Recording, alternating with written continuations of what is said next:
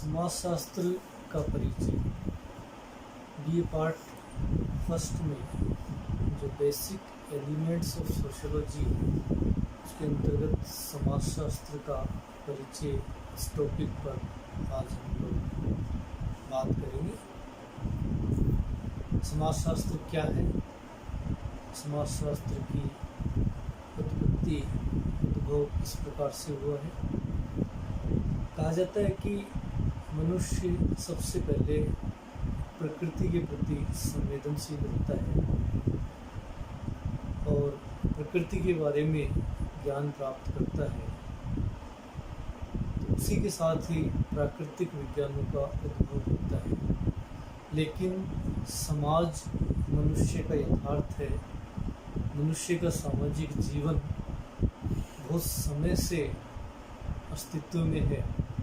इसलिए प्राकृतिक घटनाओं के बारे में जानने के बाद मनुष्य की एक स्वाभाविक रुचि जागृत होती है कि वो सामाजिक घटनाओं के बारे में भी जाने, उसका भी अध्ययन करे। इसी के फलस्वरूप प्राकृतिक विज्ञानों के पश्चात सामाजिक विज्ञानों के रूप में सामाजिक विज्ञानों का उद्भव हुआ और सामाजिक विज्ञान के रूप में समाजशास्त्र भी एक स्थापित विज्ञान है। समाजशास्त्र का सबसे पहले अगस्त काउंटे ने 1838 में, जिन्हें समाजशास्त्र का पिता या जनक कहा जाता है, उन्होंने इसे सामाजिक भौतिक शास्त्र का नाम दिया था। मूलतः भौतिक शास्त्री थे और उनकी समाज के अध्ययन में रुचि थी।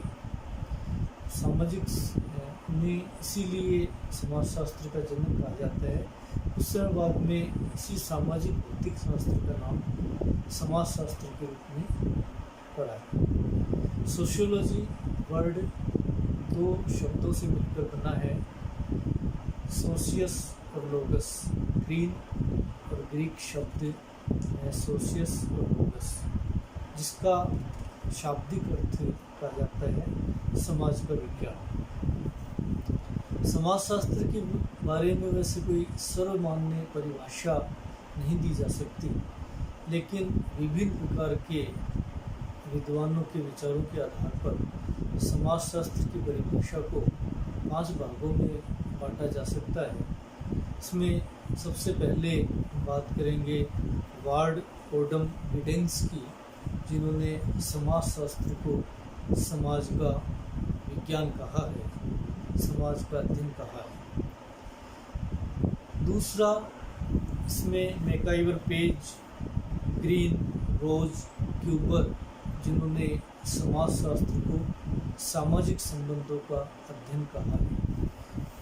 इसके अतिरिक्त नॉब्स, हाइन, फ्लेमिंग, जिन्होंने समाजशास्त्र को समूहों का अध्ययन कहा है। वेबर, गिन्सबर्ग और ग्लिन एंड ग्लिन, जिन्होंने समाजशास्त्र को सामाजिक अंत्यक्रियाओं का अध्ययन कहा है।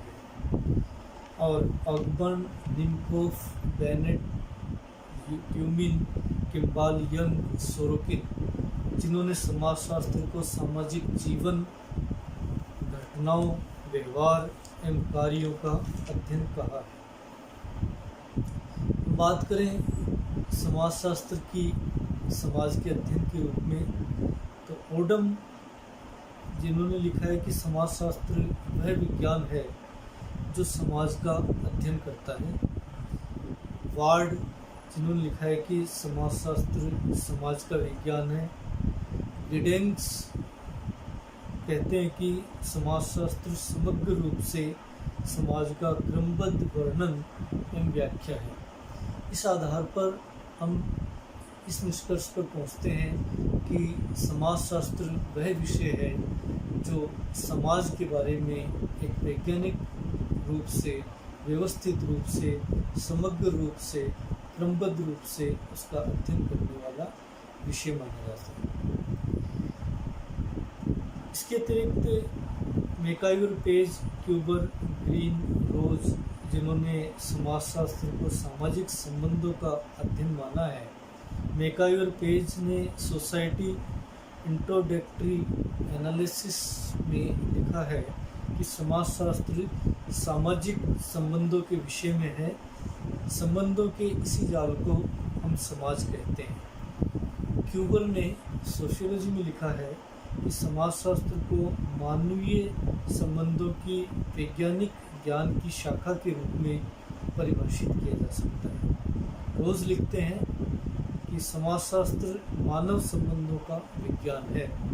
और ग्रीन, जिन्होंने सोशियोलॉजी में लिखा है कि समाजशास्त्र मनुष्य का उसके समस्त सामाजिक संबंधों के रूप में समन्वय करने वाला एवं सामान्य अनुमान निकालने वाला विज्ञान है। इन विचारों के आधार पर हम इस निष्कर्ष पर पहुंचते हैं कि समाजशास्त्र की मुख्य विषय वस्तु सामाजिक संबंधों का अध्ययन है। सामाजिक संबंध समाज में कई प्रकार के होते हैं। घनिष्ठ, सतही, स्थायी, अस्थायी, सहयोगी, असहयोगी, अनेक प्रकार के जो संबंध हैं वो समाज में पाए जाते हैं। इन्हीं संबंधों के क्रमबद्ध एवं व्यवस्थित अध्ययन समाजशास्त्र विषय के अंतर्गत रखा गया है।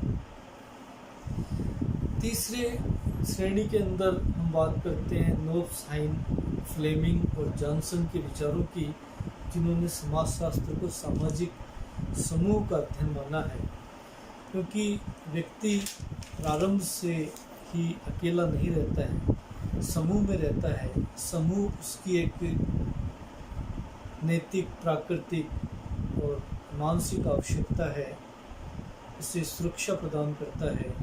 इसलिए उसका जो जीवन है वो भी सामाजिक जीवन समूह के द्वारा ही संभव होता है। अतः नोब्स, हाइन, फ्लेमिंग सोशियोलॉजी में लिखते हैं कि समाजशास्त्र समूह में लोगों का वैज्ञानिक और व्यवस्थित अध्ययन है। जॉनसन ने भी सोशियोलॉजी में इसी प्रकार के विचार रखे हैं कि सामाजिक समूह सामाजिक अंत्यक्रियाओं की ही एक व्यवस्था है तथा सामाजिक समूह का अध्ययन करने वाला विज्ञान ही समाजशास्त्र है। इन विचारों के आधार पर हम जिस निष्कर्ष पर पहुंचते हैं इसके तहत ये कहा जा सकता है कि समाजशास्त्र सामाजिक समूह को अध्ययन करने वाला विषय है। दैनिक जीवन में एक व्यक्ति समूह की विभिन्न गतिविधियों में भाग लेता है। उसकी समस्त गतिविधियां समूह के माध्यम से संचालित होती है और अपने जीवन में अनेक समूह का निर्माण करता है। इन विभिन्न समूह के बीच में सामाजिक संबंध है वो पाए जाते हैं। समाजशास्त्र व्यक्ति के व्यवहार का अध्ययन न करके बल्कि व्यक्ति के जो समूह में जो जीवन है अर्थात सामूहिक जीवन है उसका अध्ययन करने वाला विषय कहा जा सकता है। चौथी श्रेणी के विचारों के अंतर्गत हम देखते हैं मैक्स वेबर, गिन्सबर्ग, ग्लिन और ग्लिन के विचार, जिन्होंने समाजशास्त्र को सामाजिक अंत्यक्रियाओं का अध्ययन करने वाला विषय कहा है। मनुष्य अपनी आवश्यकताओं की पूर्ति के लिए दूसरे व्यक्तियों के संपर्क में आता है और परस्पर संपर्क के फलस्वरूप उनके बीच में अंत्यक्रियाएं उत्पन्न होती है और इन्हीं अंत्यक्रियाओं को अध्ययन समाजशास्त्र के अंतर्गत किया जाता है। मैक्स वेबर के विचार यदि हम देखें the theory of social and economic organization में, जिसमें वेबर लिखते हैं कि समाजशास्त्र वह विज्ञान है जो सामाजिक क्रिया की निर्वचनात्मक समझ कराने का प्रयास करता है। वेबर ने इस निर्वचनात्मक समझ को जर्मन शब्द वरेस्टेन यूज किया है। वरेस्टेन निर्वचनात्मक समझ से तात्पर्य है कि जब हम किसी घटना का कर्ता के द्वारा जो क्रिया की जाती है उस क्रिया के अर्थ में जाकर उस क्रिया का अर्थ लगाते हैं। कर्ता के द्वारा दिया जाने वाले अर्थ के में हम उस क्रिया का अर्थ लगाते हैं और उसके आधार पर उसके परिणामों की व्याख्या करते हैं, तो इसे सामाजिक क्रिया की निर्वचनात्मक समझ कहा जाता है। वेस्टर्न जर्मन शब्द है, वो उसके लिए प्रयोग किया गया है। निर्वचनात्मक समझ के अंतर्गत हमें अवलोकनकर्ता के अर्थ में ना जाकर बल्कि क्रिया को स्वयं कर्ता के अर्थ लगाए गए अर्थ के अनुसार समझना होता है। तो इसी का अध्ययन करने वाला विषय समाजशास्त्र कहा जाता है। क्लीन और ग्लीन ने कल्चरल सोशियोलॉजी में लिखा है कि व्यापक अर्थ में समाजशास्त्र व्यक्तियों के परस्पर संपर्क में आने के फलस्वरूप उत्पन्न होने वाली अंतः क्रियाओं का अध्ययन कहा जा सकता है। जब व्यक्ति दूसरे व्यक्ति के संपर्क में आते हैं तो उनके संपर्क के कारण से स्वाभाविक रूप से उनके बीच में अंतः क्रियाएं उत्पन्न होती हैं। इन्हीं अंतः क्रियाओं को विश्लेषित करने के लिए समाजशास्त्र के द्वारा अध्ययन किया जाता है। गिन्सबर्ग सोशियोलॉजी में लिखते हैं कि समाजशास्त्र मानवीय अंतः क्रियाओं एवं अंतः संबंधों एवं उनकी दशाओं और परिणामों का अध्ययन है। तो इन विचारों के आधार पर हम इस निष्कर्ष पर पहुंचते हैं कि सामाजिक अंतःक्रियाएं जब दो या दो से अधिक व्यक्ति आपस में मिलते हैं तो उनके बीच में अंतःक्रियाएं उत्पन्न होती है सामाजिक संपर्क के फलस्वरूप, और इन्हीं अंतःक्रियाओं के कारण से सामाजिक संबंधों का निर्माण होता है। तो सामाजिक अंतःक्रियाएं ही समाजशास्त्र के अंदर अध्ययन की जाती है। इसके अतिरिक्त Ogburn, Nimkoff, Bennett, Tumin, Kimball, Young, Sorokin, जिन्होंने समाजशास्त्र को सामाजिक जीवन, घटनाओं, व्यवहार एवं कार्यों का अध्ययन माना है।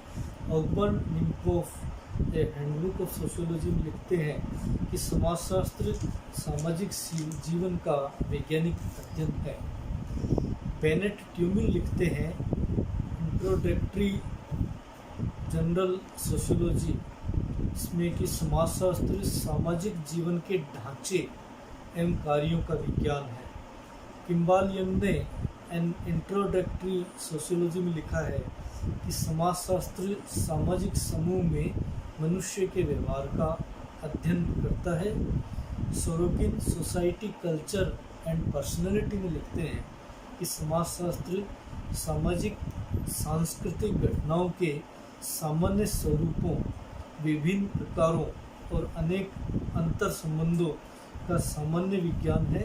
समाजशास्त्र में उन सभी पक्षों का अध्ययन किया जाता है जिनसे जो सामाजिक व्यवहार में बार बार दिखाई देते हैं, इसलिए ये पक्ष स्थायी एवं सार्वभौमिक होते हैं।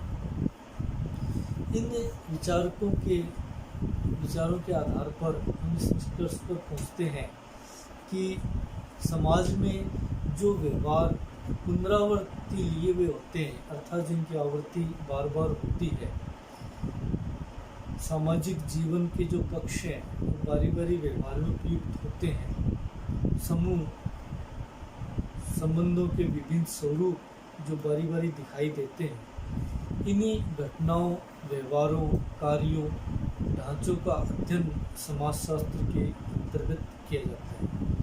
तो इस प्रकार से हम इस निष्कर्ष पर पहुंचते हैं कि समाजशास्त्र वह विषय है जो मूल रूप से समाज का अध्ययन करता है। समाज के अध्ययन की मुख्य विषय वस्तु सामाजिक संबंध है। सामाजिक संबंधों का इसमें विशेष रूप से अध्ययन किया जाता है। सामाजिक संबंध अंतःक्रियाओं के फलस्वरूप निर्मित होते हैं। सामाजिक अंतःक्रिया, सामाजिक क्रिया मूल्यों के आधार पर निर्मित होती है। अतः सामाजिक संबंधों को समझने के लिए सामाजिक क्रिया, अंतःक्रिया, मूल्य, समूह, व्यवहारों आदि का अध्ययन किया जाता है।